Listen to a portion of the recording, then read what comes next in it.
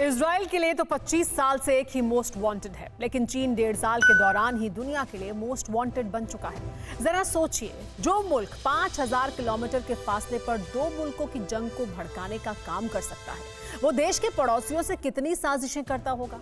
हमारी सरहद के करीब चीन की एक ऐसी ही साजिश की जानकारी सामने आई है।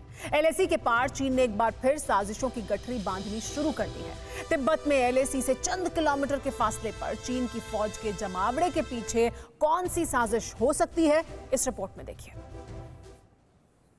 तिब्बत के रूखे पठारों पर बरसा चीनी बारूद, तोप से ताबड़तोड़ गोले और चीनी चांडालों की उछलकूद। गर्मियां क्या आई, चीनी कायर अपने बिलों से निकल आए हैं। लद्दाख के पार चीनियों का बारूदी तमाशा फिर से शुरू हो चुका है। खबर सनसनीखेज है। एलएसी पर कुछ महीनों की शांति के बाद चीनियों की उछलकूद फिर से शुरू हो गई है। सूत्रों के मुताबिक चीन की फौज एलएसी के पार बड़ी मिलिट्री ड्रिल कर रही है।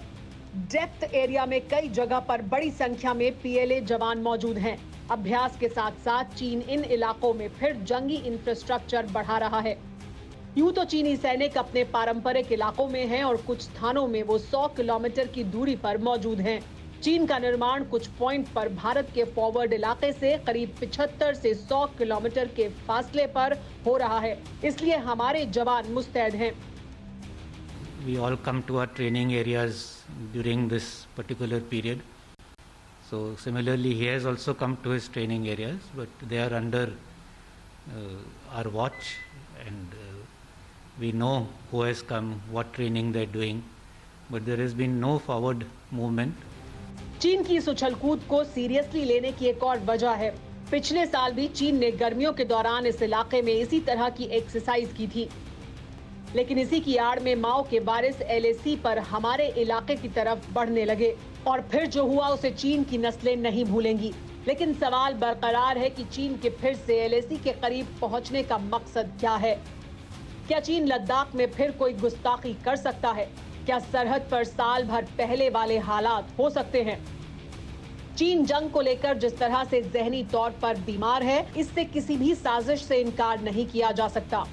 कोरोना वायरस फैलाने के बाद दुनिया जिस तरह से माओ के मुल्क को लानत मलानत भेज रही है, उससे ड्रैगन की नस्लें चोट खाए सांप की तरह फिर से बिलबिला सकती हैं। चीन की बौखलाहट की चंद और वजहें भी हैं। मसलन पहली बार जिनपिंग की सत्ता को चुनौती मिल रही है। चीन में जिनपिंग के खिलाफ जबरदस्त नाराजगी है। चीन की फौज में भी जिनपिंग के खिलाफ गुस्सा है। हालात ये हैं कि जिनपिंग का तीसरी बार प्रेसिडेंट बनना मुश्किल है। जिनपिंग चीन के राष्ट्रपति होने के साथ ही पीएलए यानी चीन की फौज के कमांडर इन चीफ भी हैं।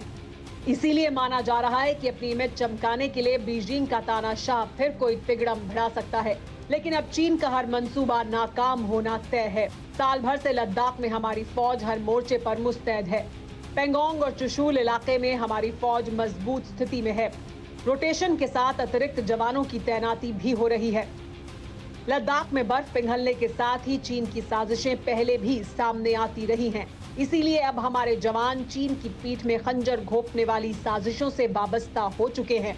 जाहिर है, तिब्बत से लेकर शिनजियांग तक बीजिंग के गिरगिट जितनी उछलकूद कर लें, हिंद की सरहद की तरफ नजर उठाकर भी देखा तो शंघाई के सियारों की ऐसी शामत आनी तय है, जिसे माओ की आने वाली नस्लें भी नहीं भूलेंगी। अड़ी सोमवार से शुक्रवार शाम 6 बजे सिर्फ टीवी 9 भारतवर्ष पर।